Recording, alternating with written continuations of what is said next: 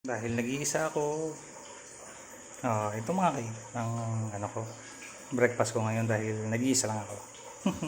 Lalagyan natin ng dahon ng sibuyas, yung egg.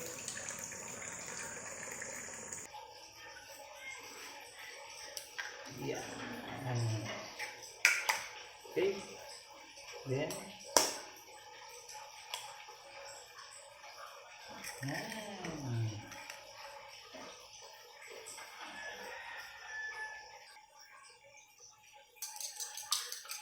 scramble natin hanggang sa matunaw yung asin niya. Tapos, syempre ito kasama. At yung dahon ng sibuyas na tanim ko.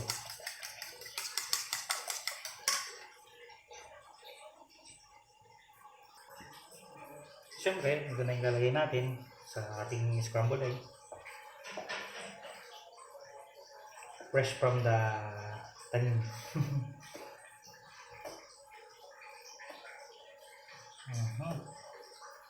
With matching hot dog.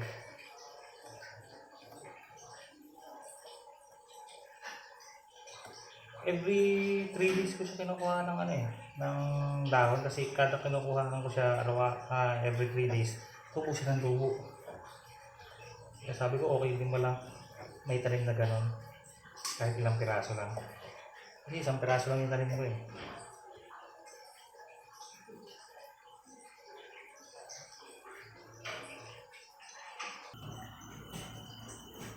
So ngayon, binuhay na natin. Pinainit ang kawali tapos alin kaya sa dalawang ito mga kaigan ang aking uunahin lutuin? Ito ba? Totoo ba talaga? Oo na? Nga. ikaw. So dahil ikaw unang napili, ikaw ang unang lulutuin. Aray ko! Masakit! Ito pala yung kape ko kaigan, sugar free, Sunmig coffee. Siyempre ito yung tasa ko. Yan ang tasa ko. Pinagawa ko siya. Yan.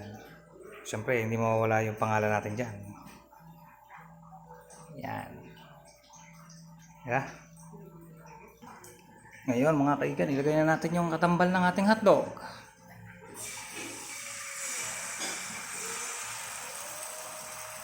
Yeah. Okay. Pigain natin kasi sayang. Mahal ang itlog ngayon. Hindi, biro lang mga kaigan. Okay na sana. Kaso nasira eh. Okay lang yan. Ulam pa rin yan. Yan na ang finished product mga kaigan. Kaya habang inintay natin maluto ang sinaing, ngayon lang sinalang kasi nalimutan ko naman akong luto ang ulam bago ang sinaing. Kaya habang inintay ang sinaing, dyan muna sila para medyo mainit pa rin. Bye bye mga kaigan.